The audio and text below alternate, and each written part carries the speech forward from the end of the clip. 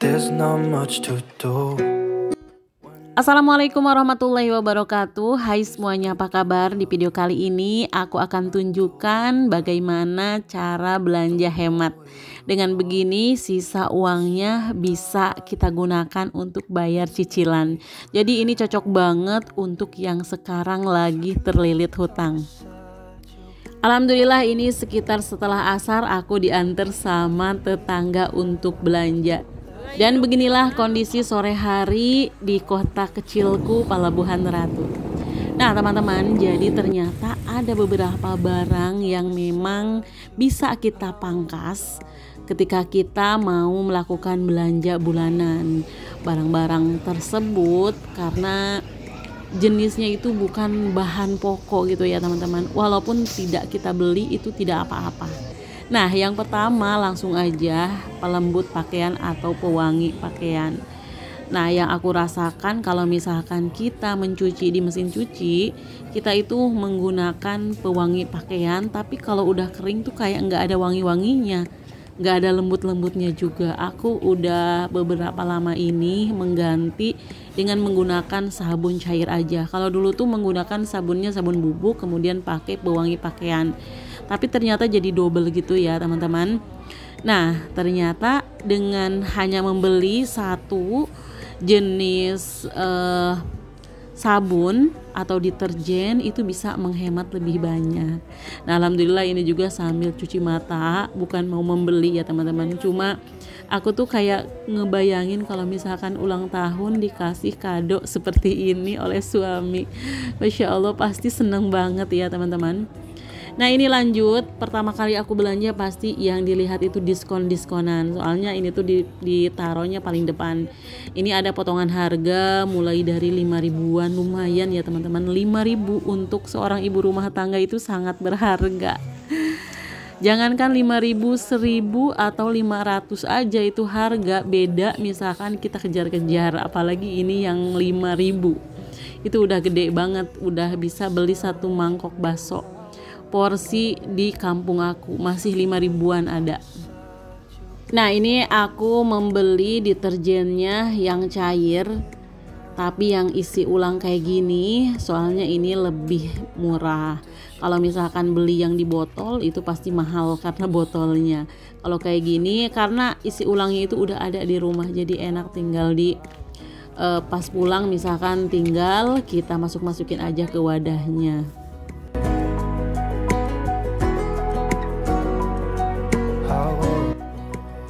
Nah kita juga harus mencari-cari barang yang benar-benar diskonan gitu ya teman-teman. Waktu kemarin aku lihat sampo Sunsilk itu diskon banyak, tapi sekarang udah enggak, malah ganti ke Pantene. Jadinya aku balik lagi deh ke Pantene.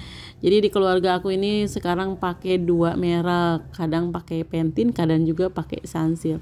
Nah ini sabun Gentle Gen kayak gini ya teman-teman, ternyata lebih mahal ini.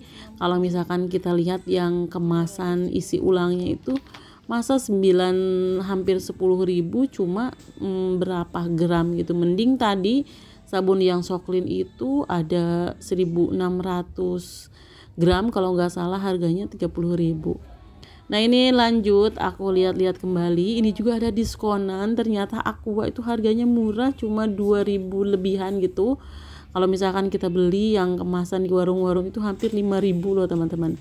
Tapi ngapain juga beli Aqua, aku kan gak kemana-mana, cuma lihat-lihat aja ya. Lanjut, nah ada lagi barang-barang yang tidak usah kita beli. Yang kedua tadi kan pelembut pakaian atau pewangi pakaian, yang selanjutnya adalah pembersih kaca seperti celing kayak gitu ya teman-teman. Itu harganya lumayan kalau misalkan kita pangkas tiap bulan untuk membeli pembersih kaca. Soalnya kaca tidak dibersihkan pakai celing juga nggak apa-apa. Yang penting kita rutin membersihkannya secara berkala, jangan ditunggu sampai benar-benar dekil, sampai benar-benar ada keraknya gitu, jangan. Cukup dibersihkan dengan air saja itu memang udah bersih. Nah kemudian ada lagi yang tidak harus kita beli, adalah cairan pembersih lantai. Nah ini udah sering aku bikin tutorial cara membersihkan lantai, tidak usah, atau cara mengepel lantai tidak usah memakai pembersih lantai atau pengharum kayak gitu ya, malahan jadi lengket menurut aku. Ini juga lumayan harganya, kalau kita pangkas setiap bulan itu bisa untuk bayar cicilan, bisa untuk nambah-nambah. Nah, yang selanjutnya yang tidak perlu kita beli ketika belanja bulanan itu adalah tisu basah sama tisu kering. Tisu basah udah pasti aku tuh jarang banget beli tisu basah. Kalau tisu kering masih ya teman-teman, suami tuh suka nanyain katanya mana tisu. Nah, aku lebih suka menggunakan lap yang bisa dipakai beberapa kali, dicuci kemudian kita pakai lagi dari baju-baju bekas, daripada kita membeli tisu setiap kali kotor misalkan dilapnya pakai tisu, itu pemborosan banget. Nah, mendingan uangnya bisa kita, kalau misalkan dipangkas, bisa juga nambah-nambahin untuk membayar hutang tadi atau membayar cicilan. Walaupun misalkan harganya itu nggak seberapa, paling tisu itu ya harganya di bawah 10.000 gitu ya teman-teman. Tapi kalau kita setiap bulan nyisihin 10.000 dari tisu aja, itu udah berapa dalam 1 tahun. Nah, lanjut. Ada lagi yang tidak perlu kita beli, pengharum ruangan. Ini pengharum ruangan lumayan harganya, pengharum kamar mandi, pengharum ruangan, pengharum lemari, ada banyak banget pengharum. Nah, ternyata aku pernah bikin tutorialnya gitu ya teman-teman, cara membuat pengharum ruangan hanya dengan bahan-bahan yang biasa aja, gak usah beli. Nah, kalau misalkan kita beli itu lumayan biayanya, bisa kita pangkas juga untuk nanti anggarannya itu untuk dibeli, kita tambahin ke cicilan. Nah, ini lanjut lagi, kalau misalkan teman-teman di rumahnya kalau keramas itu kan suka ada kondisioner gitu ya teman-teman, ada sampo, ada kondisioner. Nah, menurut aku sih nggak terlalu penting juga, itu menurut aku ya, tapi nggak tahu juga menurut teman-teman. Jadi itu adalah barang-barang yang tidak aku beli atau aku kurangin. Kayak model tisu tadi tetap aku beli. Tadi itu kebetulan ada yang lagi promo banget, itu harganya lumayan. Jadi aku beli 2 gitu, beli 1 gratis 1.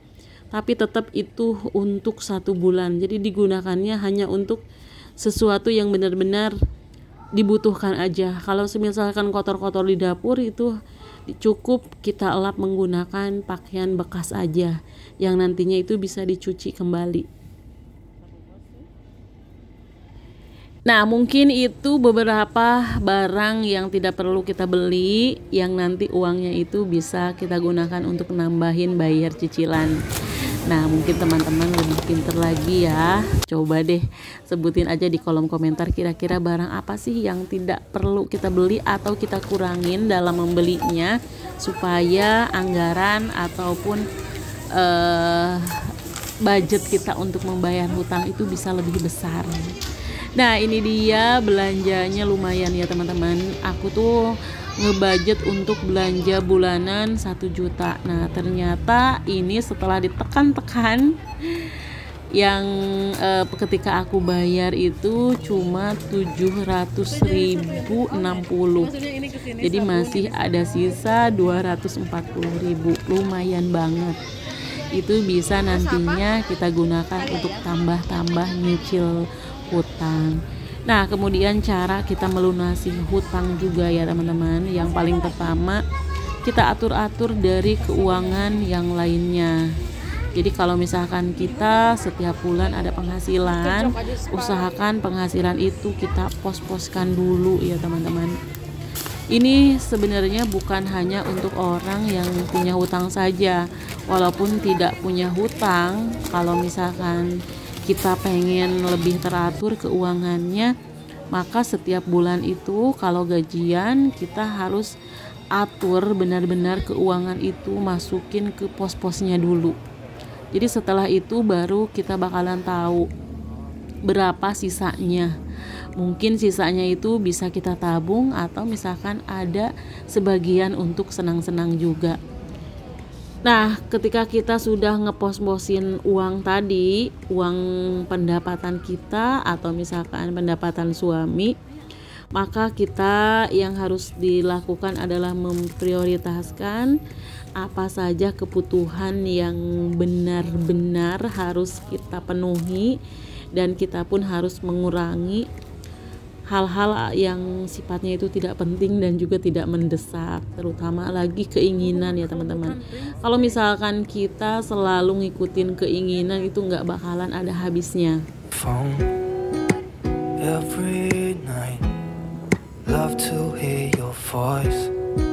Alhamdulillah berangkat setelah asar, pulang-pulang udah maghrib. Masya Allah ya teman-teman, nggak kerasa banget kalau misalkan kita gunakan waktu itu untuk berbelanja.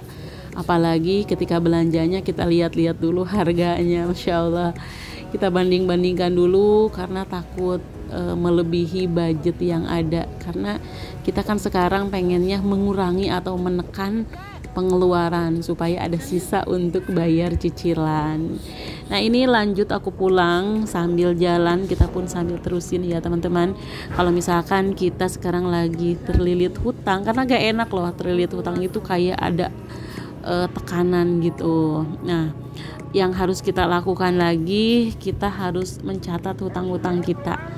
Kalau misalkan kita hutangnya ke satu orang itu kan enak, tapi kalau hutangnya ke banyak orang itu harus benar-benar kita catat ya teman-teman, supaya nanti kita prioritaskan kemana dulu nih yang harus dibayar atau cicilannya itu berapa-berapa. Nah ini lanjut karena pas datang ke rumah itu udah maghrib, anak-anak ngaji juga udah ada, jadi untuk menyimpan barang-barang ke dalam tempatnya itu aku besok aja sambung gitu ya teman-teman.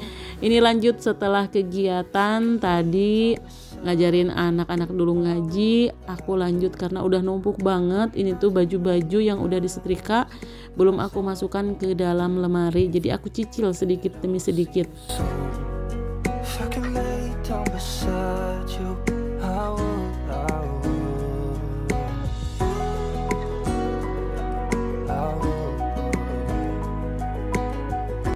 Dan ternyata bukan cuma hutang ya dicicil, nyimpan baju pun perlu dicicil.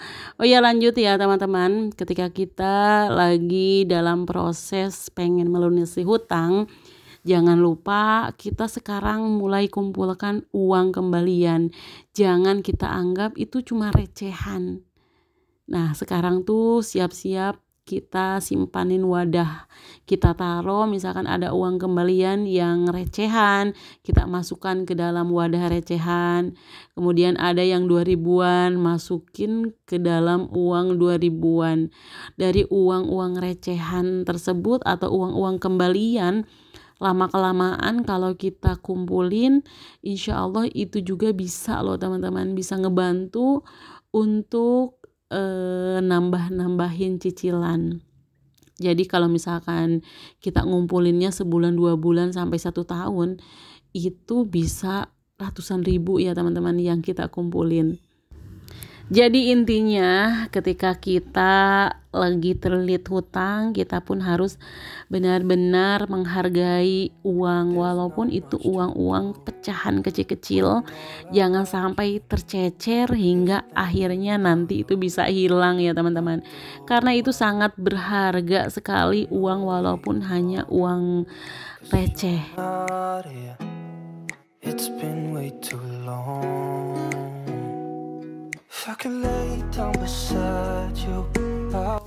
Dan insya Allah ya teman-teman, sebanyak apapun hutang, kalau misalkan kita berniat untuk mencicilnya, lama-kelamaan bakalan selesai. Dengan catatan kita jangan sekali-kali meminjam uang untuk membayar hutang. Itu judulnya tutup lubang gali lubang. Kita tutup lubang yang satu, malah kita masuk ke lubang yang satunya lagi. Apalagi kalau misalkan hutangnya itu yang bersifat ada bunganya. Pokoknya jangan sekali-kali gitu ya teman-teman, mendingan cicil aja sedikit demi sedikit, dan kita terus mempertahankan kehidupan kita dengan memenuhi semua kebutuhan, walaupun kita sedikit demi sedikit pangkas sesuatu yang tidak penting, itu tidak usah dibeli. Semoga video ini bisa bermanfaat. Sampai jumpa di video berikutnya. Wassalamualaikum warahmatullahi wabarakatuh.